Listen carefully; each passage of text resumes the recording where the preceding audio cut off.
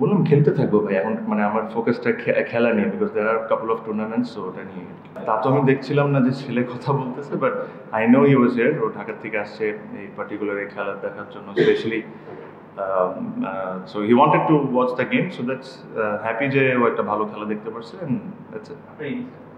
Innings ওয়াজ, আমার কাছে মনে হয় যে আমাদের মাঝখানে আরেকটু কুইক খেলার দরকার ছিল, বিকজ তাহলে হয়তো বা 14 ওভারের মধ্যে যদি শেষ করতে পারতাম, we had wickets in hand. আমার কাছে মনে হয় এই একটা ট্রিক আমরা মিস করছি।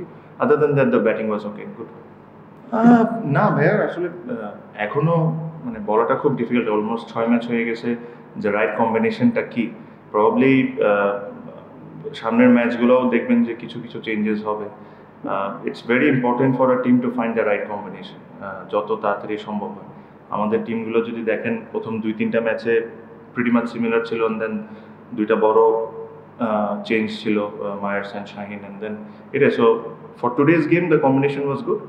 Maybe tomorrow's game you will see something different. Wickets have, মানে wicket generally এই টুর্নামেন্টে has been very good. আপনি যদি মিরপুরের কথা চিন্তা করেন, plus Sylhet was amazing, and then Chittagong was good. The good thing was the boundary was good. The boundary size was good. This is how it should be.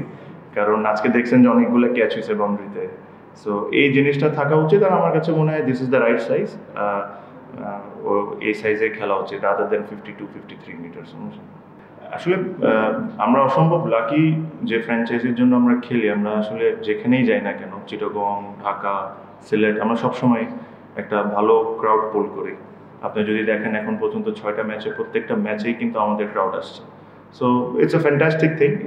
আসলে আমি সবসময় বলি যে বিপিএলকে গ্রো করার জন্য এই জিনিসগুলো হলো ইম্পর্টেন্ট, যে একটা ফ্র্যাঞ্চাইজির ফ্যান বেস থাকবে, আরেকটা ফ্র্যাঞ্চাইজির আরেক ধরনের ফ্যান বেস থাকবে। সো এই কারণে ওই যেরকম আইপিএলে যে একটা কথা হয় না, যে একটাই প্লেয়ার দেখতেছেন একটা ফ্র্যাঞ্চাইজি 10টা বছর খেলতেছে, সো ওদের নিজেদের একটা ফ্যান বেস হয়ে যায়।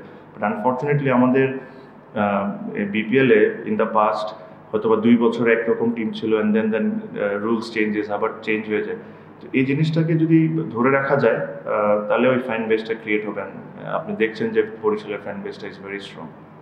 আমি চেষ্টা করব যতদিন, এখন তো রিটায়ার্ড, সো লেজেন্ডস লিগের জন্য কোয়ালিফাই করবো। সো ওইসব খেলবো, যদি প্রিমিয়ার লিগটা হয় সময় মতো ওটা খেলবো, আর ইনশাল্লাহ যদি ফিট থাকি তাহলে বিপিএল যতটুকু পারি খেলতে থাকবো।